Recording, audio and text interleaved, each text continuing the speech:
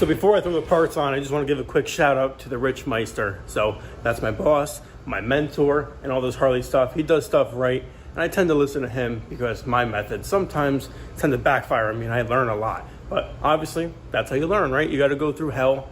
You got to make mistakes. You got to break stuff. You got to cost yourself quite a bit of money to learn the right way. So he was nice enough to go down to his supplier. Obviously, I've been going there too for a few years. Diggers in Northford. So right here, $98. So let me tell you what I got for 98 bucks. I got a brand new O-ring chain. I got 3 seals or O-rings for the shifter sleeve tube. I got a brand new master clip with the C-clip, the master link. I got the seal, the blue one that goes around the front of the primary, the round one. And I got the seal that goes behind the spacer that goes behind the sprocket. So all 5 things, 98 bucks. That's the perks of working at a bike shop, and I love it. Can't complain. 100 bucks got me everything. The last chain I had was an Ultima 916 or something like that. Gold chain, 116 bucks I believe it was on eBay. And that thing lasted me a couple months. I had nothing but issues. It was bending, it was breaking. Obviously, I can't knock them too much because I had my chain completely unlined, and now we have no spacer. So this thing is dead balls straight, like dead straight is my sexuality, and I'm not confused there. So I think we're good there. Still have to get these nuts, not nuts, but I gotta take these bolts out and go get shorter ones, half the size, because now we're not running a spacer. Left side fully done. I gotta take this inspection cover off, just put a quart of just basic Harley. It's fine for the primary. It's really not a big issue. This is still loose because I don't know if it's leaking still with the gasket. I used the old one. Gotta tighten the starter down right there, the 2 bolts, the primary. Gotta tighten my coil, gotta tighten that. Then we have to address the brake situation, so we'll figure that out. I had a little bit of struggle with the chain. I don't even know where the master link is right now, but there's 2 O-rings on each side. I like to throw a needle nose the O-rings down here, try and stretch them out a little bit, and then just get a needle nose vice grip right in the center. Squeeze as tight as you can to get it to pop. And the O-rings have to go onto a lip, so you can allow that actual outer link plate. And then the C-clip, get the C-clip started on just one side, up and down like this in the slot. Try and squeeze this side, and then or the center, and try and get it on. It's a nightmare. But we got this thing tightened down, nice and centered. So now I'm going to lower the bike just until the tire sits on the table, just like that. And then now, if we put it in gear, we can tighten this thing down. So, got Loctite on there sitting still. Crank this thing down, looking real good. And I'm gonna put you guys right here. Hopefully it works out. Then we have to get that retainer, bolt that down. Hopefully it aligns in the tightest position.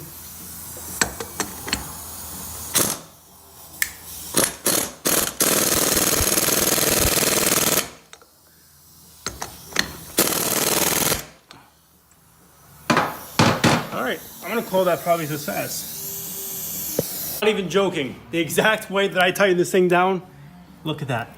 Pretty much dead balls. I mean, I might have to actually do it a little bit just to get this to line up, slightly offset. Yeah, so I don't know if I can rotate this thing a little bit. See if it line up better. Probably not.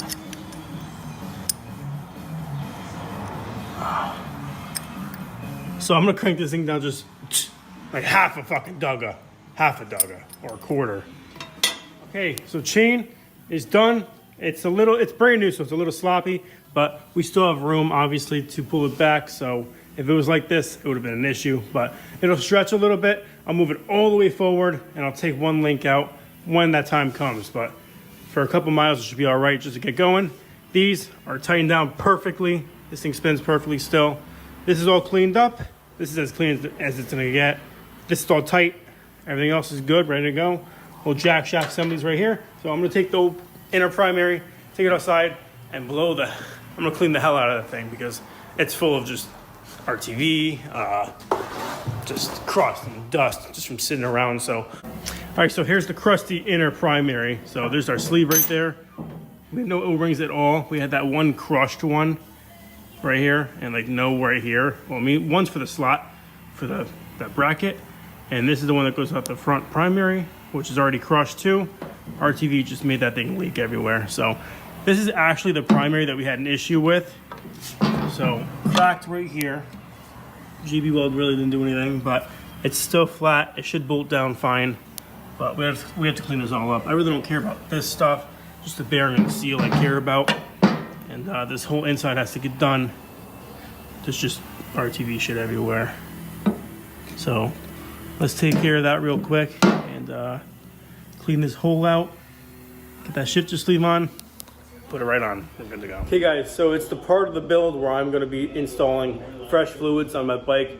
Every single fluid is getting done, besides the brake fluid, obviously. I mean, I do have to do that, but not in this video because I don't have my front brake line hooked up to the master cylinder yet. It's just I'm making sure the thing, I can route it the right way to be able to line up. Let me grab it real quick so we can line it up right here. It's a little bit of a bend, which I don't like, and I don't have a banjo bolt yet, so I can't do that quite yet.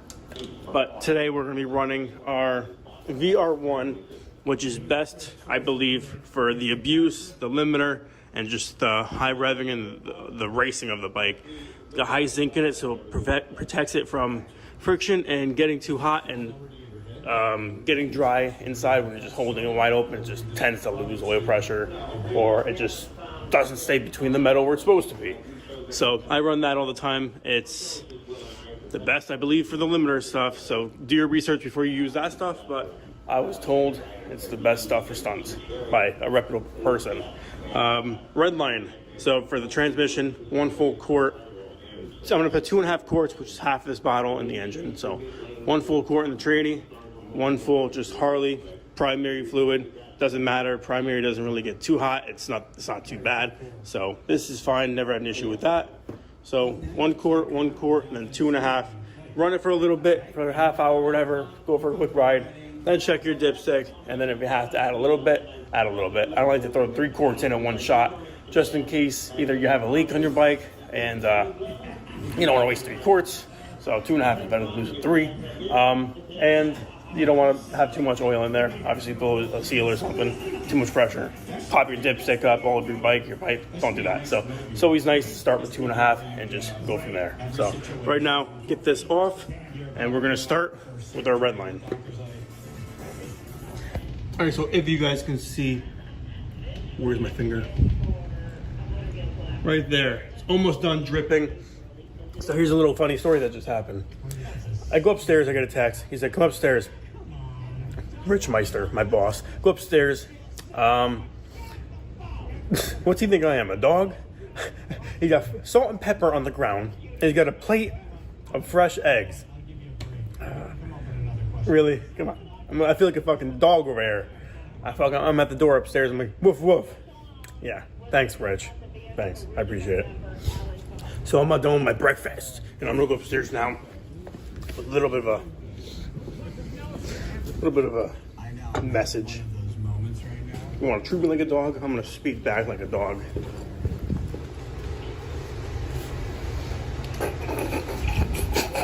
Woof, woof, fucker.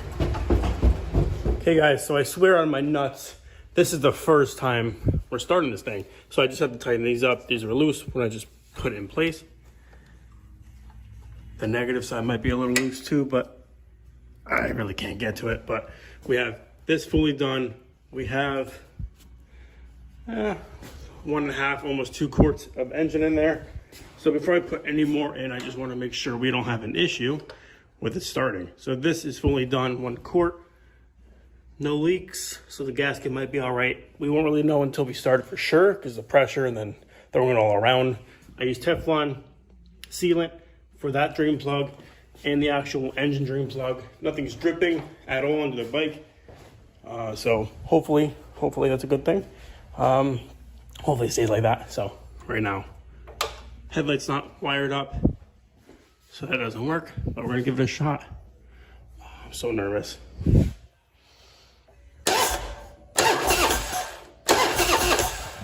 Okay, it sounds all right. So I'm obviously not gonna start it in here. Open the door, probably in the next few moments, you guys will see this thing outside. It's raining, but I'll bring it right over here by the garage door and turn the gas on. I believe there's a little bit of gas in here. I think you can hear it. Yeah, so we'll give this thing a little fire up and just break down all the fluids. I'm excited. This thing cranked over for the first time in a whole season. So let's get this thing on the ground. Let's clean up the table and we'll finish the fluids after we start it up and see how much more we need. Guys, so it's officially startup day. So I have the bike now back on the table. For 2 days, I had to be in the other side room off the table because we had other bikes to work on. But right now, I am actually taking these extended bolts out, which I needed for the spacer. And let me show you how much shorter they are from the other ones. So I'm not sure if these are grade 8s, so these are just temporary just to get it bolted up. But right there, they're perfect the way they have to be. So main goal is obviously just to get this bike done together. So if I have to ride it to my shop, we can do that. So no Loctite needed because we're swapping it like I just said. So spin this around, tighten these up, take the big ones out, all those washers, and we only need one washer, just like that. A nice little polished one. That's what I like. And we're about to start this thing up right now. So pretty low on gas, so I think reserve. Choke out. Hopefully there's no ticking, no knocking. We should be all right. 1, 2, we sat for, I don't know the last time it started, probably 3 months ago, 4 months ago.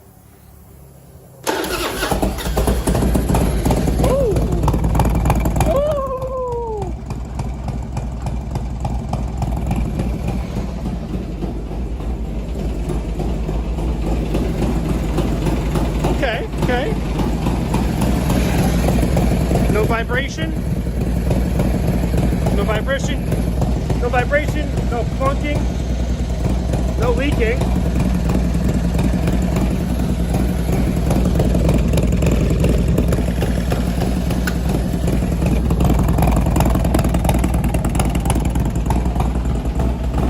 No leaks. Very, very happy about that. Well, we gotta wait till it gets warm too.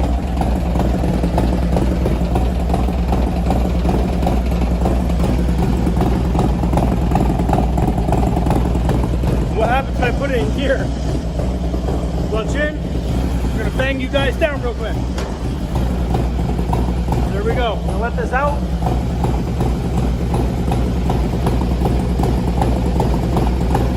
Okay. Gonna pull it up. Should be neutral.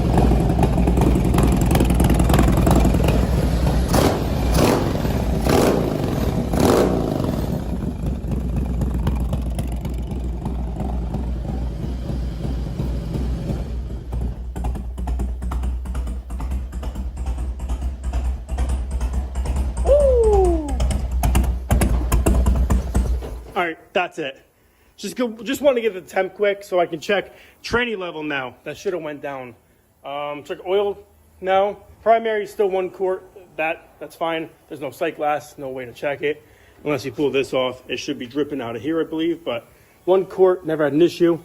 We do have to find a bolt right here. It is leaking out of the bottom part of the gasket. So let me go find a bolt.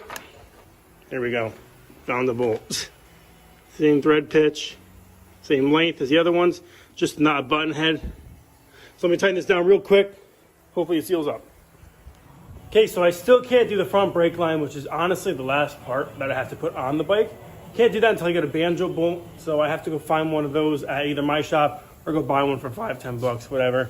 But just right now, these are all tight. Next time I start it, this should not leak. I just want to go around the whole bike and adjust everything that I have touched. Even not everything that I touch, still everything that's important or that could be prone to coming loose. I'm just gonna double check. I already tightened down the fender bolts. I'm gonna double check my shock bolts, like the important stuff. Obviously my foot controls, those are tight. I didn't Loctite it. I see a drip right here. Oh, okay, so that's just from when I guess that was running down there. You see a little stream. Yeah, so I believe that's just from that. So got me a little nervous that those are primary. But we're not even gonna clean this bike yet. I'm gonna wait until it's officially done, and then we'll have a nice cinematic. Maybe me topless. We're gonna give this thing a nice fresh wash. We're gonna welcome the bike to summer 2024 and get this thing ready. Even the wheels, I cannot wait to clean these. Like, that's what they're supposed to be, and that's just how they are. So this thing honestly should look pretty close to brand new. The tins are nice, few blemishes, but all cleaned up. You really won't notice it. Pipe, this I don't like, so I'm probably gonna take a mallet and just bend this heat shield. I just don't like how that rubs on it. I do have to go and grab a C-clip for the brake pedal that goes in the back. I tend to lose those because when I drop the bike on the race side or something, it pops it off. So I need that. Double check the head bolts, and then we're gonna figure out this situation. I'm probably still gonna get a Sawzall, a nice fresh blade, stand above the bike, and just cut it right there, straight down the middle, so I can bend it out. I can weld it still on the bike, so I can still start if I have to. I need a new axle. So as you can see, this is all the way in. That's barely showing any threads. So I rode this bike like this last summer. Don't know how, but I also have to buy an insert that goes in this little slot that bolts it down flush, because you can already see it's bending the swing arm in.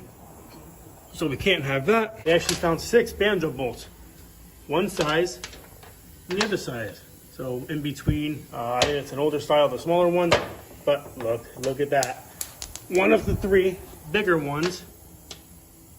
These are the 3 bigger ones. I'm sure there's only 2 sizes and thread pitches and sizes, but one of these, I'm probably gonna pick the cleanest one.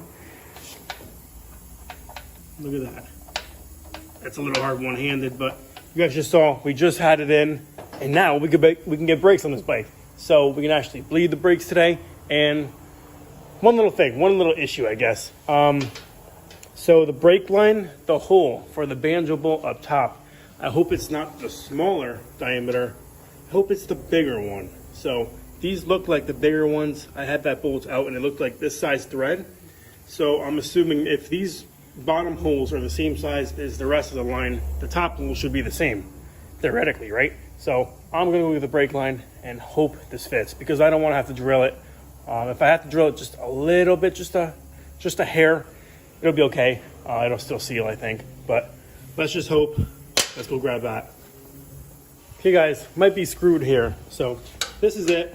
And don't forget that if you guys remember my bike from previously, before I started this build, I had the older 1990s square Evo master cylinder. So it was obviously, I think, a different size banjo bolt. Newer ones, I think, are the, yeah, that sucks. Oh my God.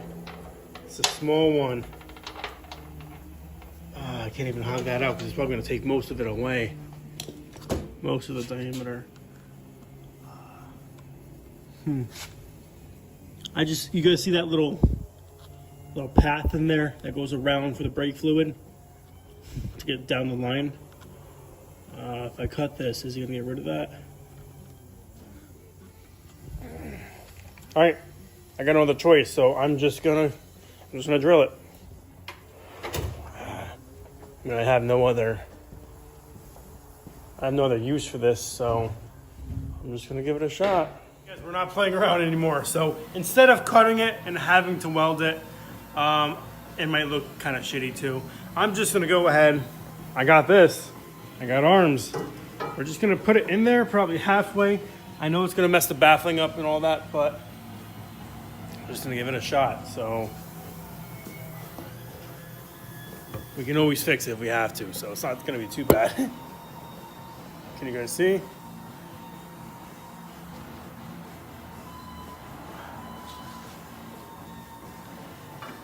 Oh, the baffling. Oh, I can't fit it.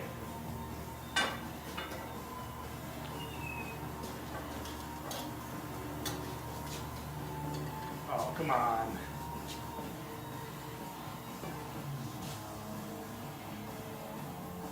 I need something thinner. What's thinner than this?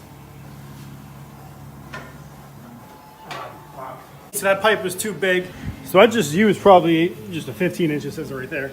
15-inch adjustable. Look at the clearance now. It took honestly no effort really, but I'm afraid to know where it bent. So now I'm just gonna double check the 4 exhaust studs. make sure those are tight. I was afraid of damaging the ports or whatever, the studs or whatever, or making more of a gap and not sealing in the gasket in the heads. But honestly, I think we're all right. We might be able to get the stock bracket on, which I don't have right now, but it's nice and straight. And now it won't be rubbing right there and right here, which it actually made an indent. So yeah, I guess we're good now. It's not even on the, well, I mean, it's on the mid a little bit, so I can go down if I wanted to, but it's just the heat shield that's honestly the issue. So I'm just gonna loosen the heat shield, see if I can rotate it a little bit. Just bang this flat a little bit, just so it's a little round. So yeah, we'll do that real quick, and one more thing down.